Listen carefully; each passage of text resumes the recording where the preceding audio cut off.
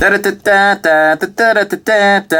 Fall of Eternia, Masters of the Universe, first of a 3-part saga, Homecoming. It actually says issue number 6. This mini-comic takes place 10 years after the previous mini-comic, He-Man vs. Skeletor, their final battle. The last 10 years is explained that He-Man's been in space trying to find his sister, She-Ra. But after all this time and with no luck, and with the Horde Empire in retreat, it's decided that he is to come home as King Adam. I actually kind of want a He-Man with a cape to come out. I really like the red cape. He looks very Spartan / 300. Of course, it can only go good from here, right? One of the first things as king, he decides he needs his queen, which is Teela, who is, of course, a sorceress of Grayskull. And from here, we're introduced to Dare, his son. This is a very Goku-ish kind of thing, where it seems as though the sorceress had Dare while He-Man was out in space. Also, the new Masters of the Universe are introduced to King Adam. And that's when things go really bad. Adora returns back, but she's much more evil, and she has the whole Horde Prime influence. Zombie Skeletor and her entourage attack Eternia at this point. And then Dare takes his father's sword and becomes Hero, the new hero. I like the fact that Dare looks just like Prince Adam from the 2000 series. But the actual hero form, not a big fan of it. It just looks like He-Man from the New Adventures, only in different colors. It is an interesting story to see the continuation of the Masters of the Universe being continued with the new hero, Dare / Hero. There was going to be another series that was based on He-Man's son, Dare, but nothing ever really came out of it other than a Filmation Bible. It had a great premise, and I think a lot of fans would have liked it, but for whatever reason, they decided not to go with it. Axel Jimenez did the artwork for this, and I think he did an excellent job. I really liked how he was able to convey all of the scenes in this very small, compressed mini-comic. At the end, we get an idea of what's to come in the next 2 parts of this series, which I really am excited to see. Should be funny to note on the very last page of this, we get just like a little comical representation of a couple different things that Masters of the Universe fans have actually experienced,